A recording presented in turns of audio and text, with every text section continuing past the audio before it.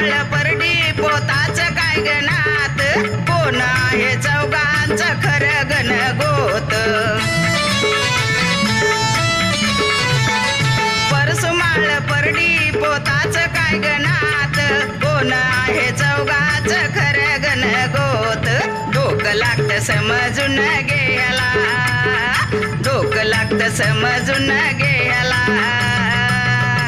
हे नशीब लागतं आराधीन होयाला अग नशीब लागतं आराधीन होयाला